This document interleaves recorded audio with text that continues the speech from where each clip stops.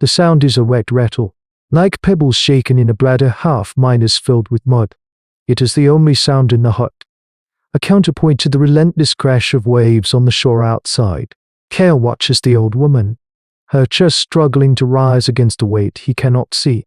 Her breath is a betrayal, each gust drawing in the damp, salt minus laced air that seems to feed the sickness. This lung minus rot is a quiet thief, stealing the clan's elders first, then the very young. It is a suffocating miasma that has settled over their lives, a plague whispered on the sea wind. For these early humans, whose existence is already a knife's edge, it is a slow sentence of death. Cale, his face still young but his eyes aged by the helplessness of his shamanic duties, knows the charms in the smoke have failed. The old ways are not working. He exits the hut into the grey light. The clan of the salt minus worn hand clusters on a narrow spit of land, their lives dictated by the rhythm of the tides and the terror of the land. But the true god of this place looms inland, a colossal, sheer minus-sided plateau that tears the clouds. Its top perpetually wreathed in mist. The elders call it the sky minus God's perch. Nothing lives up there, they say. Nothing that walks. At least, Cale has watched it for moons. He has seen the silver glint of foliage on the rare days the sun strikes its peak. A flash of metallic light so different from the lush greens of the lowlands. It matches the leaves of the small, with a dab his grandfather once described. A story from before the land minus rock, a cure for any affliction of the breath. But to reach it is impossible. The plateau is an island in the sky, separated from the world by a chasm of unfathomable depth, an abyss that is the sole domain of the winged lords.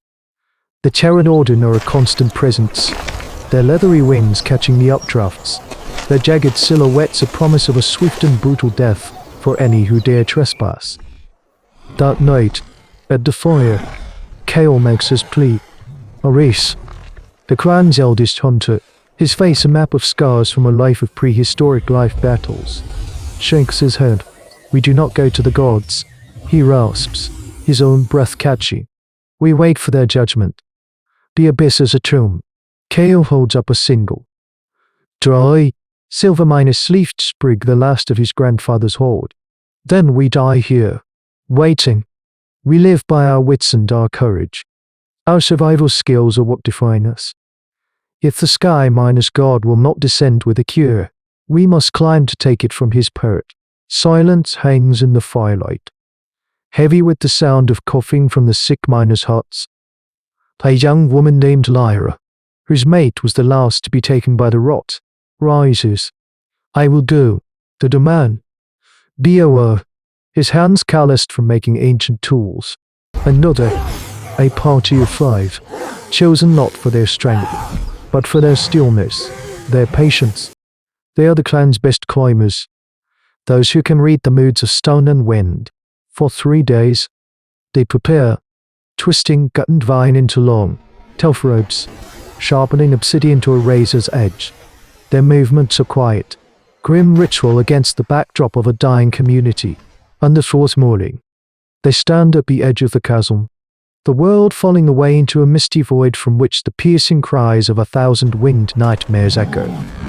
The descent begins. The world inverts, becoming a vertical plain of wet, black stone and swirling mist. Each handhold is a prayer, each foothold a gamble against gravity. Their lives hang by twisted vines, a fragile thread of hope in a place where only things with wings are meant to be. The air grows thick with the acrid stench of guano and the carrion minus scent of pteranodon nests. These are the lesser demons of the abyss. Their cries sharp and serrated. They are a constant, circling threat. Cale, leading the way down, becomes a student of their rhythms. He watches them launch from their ledges in great, chattering flocks at dawn, heading for the distant sea. He watches them return at dusk, their throat pouches bulging with fish. This is the core of their survival skills, a lesson learned from a lifetime in a prehistoric world to survive a predator. One must first understand its hunger. Now, he hisses, and they move, scrambling down a sheer rock face during the brief window of the morning exodus. Their movements swift and silent, like lizards vanishing into cracks. They find a narrow ledge, barely wide enough for them to press their backs against the cold stone, to wait out the return of the flock. Days blur into a terrifying cycle of waiting and moving. A descent measured in rope minus lengths and heartbeats. Telwaira's hands are raw. Boar's knuckles are split and bleeding. But Reese, the old hunter, is a rock. His gaze fixed downward, his mind on the goal. This climb is a testament to the quiet desperation that marks hominid history. It is on the fifth day that the abyss reveals its true master. The chattering of the pteranodon ceases. Not a gradual quieting, but a sudden, absolute cut minus off. As if a hand has been clapped over the mouth of the chasm. The wind itself seems to hold its breath. Maurice looks up, his eyes wide. Shadow, he breathes. It is not the passing of a cloud. It is a solid, moving eclipse. The patch of night falling down the cliff face towards them. A deep, resonant drum vibrates through the stone. A sound of immense power, of air being brutally displaced. They look up into the growing darkness and see it. It is a Quetzalcoatlus, a titan of the sky, its head the size of a man, its beak a spear of sharpened bone, its wingspan is an impossibility, a living blanket that blots out the sun, wider than any 3 long huts placed end to end. It is not hunting them. It does not even seem to notice them. They are merely ants on the wall of its kingdom. As it oars past, its colossal eye, cold and ancient as amber, sweeps over their ledge for a fraction of a second. The sheer indifference is more terrifying than malice. Bioa lets out a choked cry and his foot slips on the slick guano. He lurches sideways, his weight pulling the rope taut, swinging him out over the void. The sudden jerk merely pulls Lyra from her stance. Maurice grabs the rope just as it slices through Boar's bleeding hands. His old muscles straining as he holds his kinsman's life. The Quetzalcoatlus is gone, but its presence remains. A cold dread that has now settled deep in their bones. They have entered the lair of a god, and it is a god that does not welcome trespassers. They pull Bioa back, his body trembling uncontrollably, his hands shredded. He cannot hold the rope, cannot grip the rock. He is a liability, a dead weight in a place where a single misstep means extinction for them all. The choice is brutal and immediate. Maurice meets careless eyes. A lifetime of grim anthropology passing between them, the understanding that the clan, the group, is the only vessel of survival. Leaving Bioa is not an act of cruelty, but a terrible, logical necessity. But Lyra intervenes. She tears strips from her own leg wrappings and, with a pained gentleness, binds Boar's ruined hands to the main rope, lashing him between herself and Maurice. He does not climb. She says, her voice flat and hard, "We carry him." It is a profound act of altruism, a decision that slows them, endangers them all, yet speaks to a force stronger than fear. It is a defining moment in human evolution, the choice to carry the fallen. The final ascent from the chasm floor to the plateau surface is the hardest. Here, the updrafts are violent, and the sky is the hunting ground of the Aztecs, the Archidae familiar's kin. They learn the Titan's schedule, etched into their minds by sheer terror. It patrols the upper rim at first light and last light. They must climb in the blinding heat of midday, when the beast rests in its massive, cliffside roost, on the last day, clinging to the final overhang. They see it a carpet of low-lying shrubs, and among them, the unmistakable metallic sheen of the silver leaf turf. They have made it. Kale works with feverish intensity, his shaman's pouch quickly filling with the precious leaf. The alkaloids within these plants, he prays, hold the key to his people's future. But their scent is on the wind. A low growl, like grinding stone, echoes from above. The Quetzalcoatlus is awake. It unfolds itself from its perch, a living avalanche of bone and leathery skin. There is no time to climb down. They are trapped. Maurice, his old hunter's mind racing, points to a cluster of loose screened, precariously balanced boulders near the cliff edge.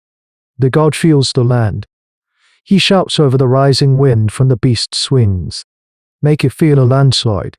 It is a desperate gambit. A flicker of creative problem-solving born of a life spent out thinking creatures of immense power. While Lyra and Therese brace the main rope, Kel scrambles towards the screen. As the great pterosaur banks through a pass, its spear-like beak aimed at them, Kale throws his weight against the largest boulder. It teeters, then falls, triggering a cascade of rock and debris down the opposite side of the chasm. The sound is a deafening roar. The Quetzalcoatlus, its predatory brain wired to react to movement and sound, swivels its massive head, distracted for a critical instant by the fall spray. That is all they need. No. Therese bellows. They throw the ropes, upsealing down the cliff face in a controlled fall. A chaotic, terrifying scramble back into the shadows of the abyss as the Sky-Minus Tyrant wheels away to investigate the noise. They do not stop until they reach the relative safety of the chasm's depths.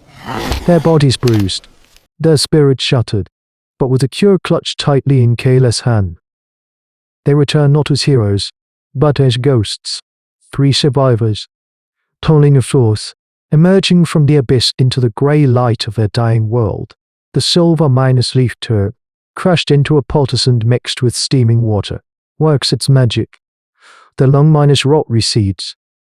The rattling breaths quiet, and life, stubborn and defiant, returns to the clan of the salt-worn hand. They have not conquered the Sky-God. They have merely stolen from its garden and lived to tell the tale. Their journey into that vertical world becomes a legend, a story etched not in stone, but in the collective memory of a people who looked upon an impossible wall and chose to climb.